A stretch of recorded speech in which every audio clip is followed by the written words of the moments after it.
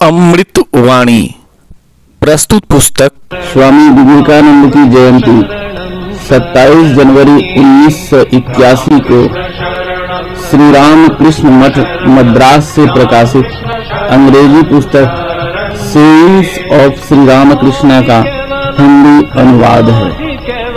प्रकाशक स्वामी ब्रह्मस्थानंद, अनुवादक स्वामी बागीश्वरानंद, श्री रामकृष्ण शिवानंद स्मृति ग्रंथमाला। स्थापकाय च धर्मस्य सर्वधर्म स्वरूपिणे अवतार वरिष्ठाय रामकृष्णाय ते नमः। जननी शारदादेवीं रामकृष्णं जगद्गुरुं पाद्य तयोः श्रुत्वा प्रणमामि मुहुर्मुहुः। नमः श्रीयतिराजाय विवेकानंद सूरये संचित सुख स्वरूपाय स्वामिने तापहारिणे। जय भगवान रामकृष्ण, जय माँ, जय स्वामी विवेकानंद। अध्याय 8 विभिन्न साधक तथा उनके आदर्श। भिन्न भिन्न प्रकार के साधक। पतंगे लाखों में एक दो ही कटती हैं। इसी तरह सैकड़ों साधक साधना करते हैं, पर उनमें से एक या दो ही भव बंधन से मुक्त हो पाते हैं। हुमा नामक चिड़िया बहुत ऊंचे आसमान में रहती है, धरती पर कभी नहीं उतरती। वह आसमान में ही अंडा देती है। अंडा नीचे गिरते हुए शून्य में ही फूट जाता है और उसमें से बच्चा निकलकर नीचे गिरने लगता है, पर वह समझ लेता है कि वह नीचे गिर रहा है और झट ऊपर की ओर अपनी माँ के पास उड़ने लगता है। सुखदेव, नारद, ईसा, शंकराचार्य जैसे महापुरुष होमा पक्षी की तरह होते हैं। बाल अवस्था ही में ये संसार के सभी बंधनों से मुक्त हो सर्वोच्च ईश्वरीय ज्ञान के दिव्य ज्योतिर्मय राज्य में जा पहुंचते हैं। योगी दो प्रकार के होते हैं, गुप्त योगी और व्यक्त योगी। जो गुप्त योगी होते हैं वे गुप्त रूप से साधन भजन किया करते हैं, लोगों को बिल्कुल पता नहीं चलने देते। और जो व्यक्त योगी होते हैं वे योग दंड आदि बाह्य चिन्ह धारण करते हुए लोगों के साथ आध्यात्मिक विषयों की चर्चा किया करते हैं। पौधों में साधारणतः पहले फूल आते हैं, बाद में फल, परंतु लौकी, कुम्हड़े आदि की बेल में पहले फल और उसके बाद फूल होते हैं। इसी तरह साधारण साधकों को तो साधना करने के बाद ईश्वर लाभ होता है, किंतु जो नित्य सिद्ध होते हैं उन्हें पहले ही ईश्वर का लाभ हो जाता है, साधना पीछे से होती है। लावे भूनते समय जो एक दो लावे चटक कर तसले के बाहर जा गिरते हैं वे ही सबसे सुंदर होते हैं। उनमें कोई दाग नहीं होता और बाकी जो लावे तसले में रहते हैं उन पर कहीं न कहीं दाग लग ही जाता है। साधना करते हुए जो साधक संसार का संपूर्ण रूप से त्याग कर बाहर चले जाते हैं वे ही पूर्ण बेदाग सिद्ध बन पाते हैं। जो संसार में रहकर सिद्ध बनते हैं उनमें कुछ न कुछ दाग रह ही जाता है। सूरज उगने के पहले दही को मथने पर जितना अच्छा मक्खन निकलता है, दिन चढ़ने पर वैसा नहीं निकलता। अपने अंतरंग युवक भक्तों को संबोधित कर श्री रामकृष्ण देव कहा करते थे, तुम लोग सूर्योदय के पहले निकाले गए मक्खन की तरह हो और गृहस्थ भक्त दिन चढ़ जाने पर निकाले गए मक्खन की तरह हैं। जैसे कच्चे बांस को आसानी से झुकाया जा सकता है, पर पक्का बांस जबरदस्ती झुकाए जाने पर टूट जाता है, वैसे ही युवकों का मन सरलता से ईश्वर की ओर ले जाया जा सकता है, परंतु बड़े बूढ़ों के मन को उस ओर झुकाने की कोशिश करने पर वे भाग खड़े होते हैं। तोते के गले में कंठी निकल आने पर उसे नहीं पढ़ाया जा सकता। जब तक वह बच्चा रहता है तभी तक आसानी से पढ़ना सीखता है। इसी तरह मनुष्य के बूढ़ा हो जाने पर उसका मन सहज में ईश्वर में स्थिर नहीं होता। बचपन में मन थोड़े ही प्रयत्न से आसानी से स्थिर हो सकता है। पका हुआ साबुत आम भगवान के भोग में और अन्य सभी कामों में आ सकता है, पर वह अगर कौवे के द्वारा तुनका हुआ हो तो किसी काम में नहीं आता। ऐसे दागी फल न तो देवता के भोग में चढ़ता है, न ब्राह्मण को दान दिया जा सकता है, और न स्वयं के खाने के काम में लाया जा सकता है। इसलिए पवित्र हृदय बालकों और युवकों को धर्म मार्ग पर ले जाने का प्रयत्न करना चाहिए। उन्हें भगवान की सेवा में लगाना चाहिए, क्योंकि उनके मन में विषय वासना की कालिमा नहीं लगी होती। अगर मन में एक बार विषय बुद्धि प्रवेश कर जाए या विषय भोग रूपी विकट राक्षस की विकराल छाया पड़ जाए, तो फिर उसे परमार्थ पथ पर ले जाना अत्यंत दूभर हो जाता है। बालक का मन 16 आना अपने बस में रहता है। उम्र बढ़ने पर धीरे धीरे मन कई भागों में विभक्त हो जाता है। विवाह होते ही उसका 8 आना हिस्सा पत्नी के बस में चला जाता है। फिर संतान होने पर 4 आना उनमें बट जाता है।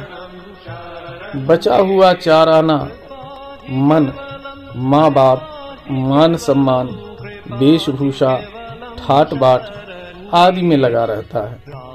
भगवान में लगाने के लिए कुछ बचता ही नहीं। इसीलिए छोटी अवस्था में ही मन को भगवान की ओर लगाया जाए तो सहज में भगवान की प्राप्ति हो सकती है, परंतु उम्र बढ़ जाने के बाद यह अत्यंत कठिन हो जाता है। यदि तुम पूछो कि संसाराश्रम के ज्ञानी और संन्यासाश्रम के ज्ञानी में कोई अंतर है या नहीं, तो मैं यही कहूँगा कि दोनों एक ही हैं। दोनों में एक ही ज्ञान विद्यमान है। केवल इतनी बात है कि संसार में रहने वाले ज्ञानी के लिए थोड़ा भय रहता है।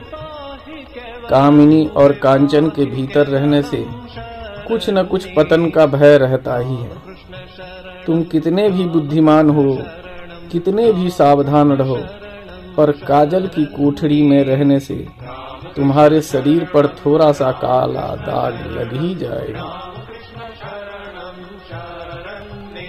श्री रामकृष्ण देव ने किसी से कहा था, तुम पहले संसार कर चुकने के बाद ईश्वर प्राप्ति के लिए आए हो।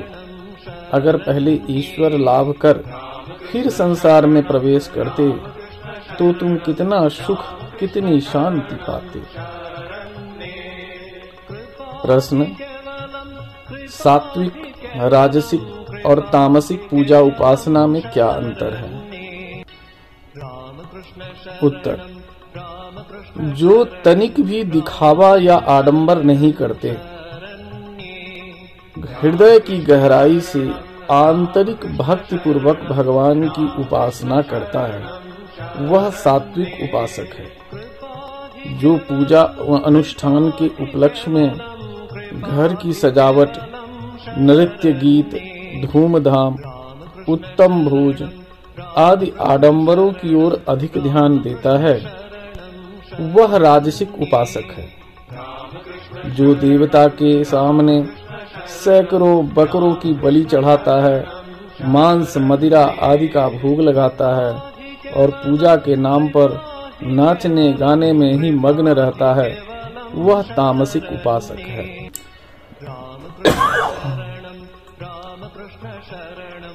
यथार्थ साधक के लक्षण। चकमक पत्थर अगर सैकड़ों साल पानी में पड़ा रहे, फिर भी उसके भीतर की अग्नि नष्ट नहीं होती। पानी के बाहर निकालकर उस पर लोहे से चोट मारते ही उसमें से चिंगारियां निकलने लगती हैं। यथार्थ विश्वासी भक्त भी इसी तरह का होता है। हजारों अपवित्र विषयी लोगों से घिरा रहने पर भी उसके विश्वास या भक्ति की तनिक भी हानि नहीं होती। भगवान का नाम, भगवत प्रसंग सुनते ही वह प्रेम में मत्त हो उठता है।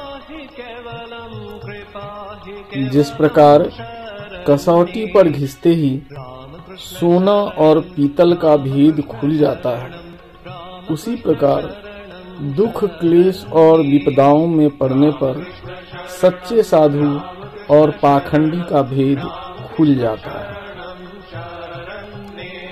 रेल का इंजन स्वयं आगे बढ़ते हुए अपने साथ आसानी से कितने ही माल से भरे डब्बों को खींच ले जाता है, इसी तरह ईश्वर के विश्वासी भक्त सिर पर संसार के दुख कष्टों का बोझ ढोते हुए भी ईश्वर पर दृढ़ विश्वास और भक्ति रखकर भव सागर से आसानी से पार हो जाते हैं। इतना ही नहीं, वे अपने साथ और भी अनेकों को ईश्वर की ओर ले जाते हैं।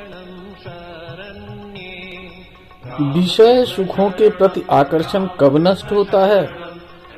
जब मनुष्य समस्त सुखों के समिष्ट स्वरूप अखंड सच्चिदानंद को प्राप्त कर लेता है, तब जो उस आनंद स्वरूप का उपभोग करते हैं, उन्हें संसार के तुच्छ विषय सुखों के प्रति आकर्षण नहीं होता। जिसने एक बार असल मिश्री का स्वाद चखा है, उसे क्या सस्ते गुड़ का स्वाद भाएगा? जो एक बार ऊंची अटारी में सो चुका हो, क्या उसे फिर गंदी झोपड़ी में सोना अच्छा लगेगा? इसी तरह जिसने एक बार ब्रह्मानंद का स्वाद चखा है, वह क्या कभी तुच्छ विषयानंद में रममाण हो सकेगा? जो राजा की प्रेयसी होती है, वह क्या किसी भिखमंगे से प्रेम याचना करेगी? जिसने भगवान की कृपा दृष्टि पाई है, वह क्या कभी संसार के विषयों पर आसक्त होगा? सूप का स्वभाव है थोथे और असार को फेंककर सारवान वस्तु को रख लेना। सतपुरुषों का स्वभाव भी ऐसा ही होता है। अगर शक्कर और बालू मिली हुई हो तो चींटी उसमें से बालू को छोड़ शक्कर को ही ग्रहण करती है। उसी तरह परमहंस और सतपुरुषगण अच्छे और बुरे के मिश्रण में से अच्छे को ही ग्रहण करते हैं। प्रवाह का जल वेग से बहता हुआ किसी स्थान पर थोड़ी देर भंवर में घूमने लगता है, परंतु फिर शीघ्र ही वह सीधी गति में वेग के साथ बह निकलता है। पवित्र हृदय धार्मिक व्यक्तियों का मन भी कभी कभी दुख, निराशा, अविश्वास आदि के भंवर में पड़ जाता है, पर वह अधिक देर तक उसमें अटका नहीं रहता, शीघ्र ही उससे छूटकर आगे निकल जाता है। साधक की शक्ति किसमें है? साधक ईश्वर की संतान होता है और बालकों की तरह रुदन ही उसका बल होता है। दाद को जितना खुजाओ उतना ही और खुजाने की इच्छा होती है और उतना ही ज्यादा आराम मिलता है। इसी तरह भक्त भी भगवान का गुणगान करते नहीं अघाते। एक बार भगवान का नाम सुनते ही जिसके शरीर में रोमांच उत्पन्न होता है और आंखों से प्रेमाश्रु की धार बहने लगती है, उसका यह निश्चित ही आखिरी जन्म है। धन्यवाद। जय श्री रामकृष्ण, जय मां शारदा, जय स्वामी विवेकानंद।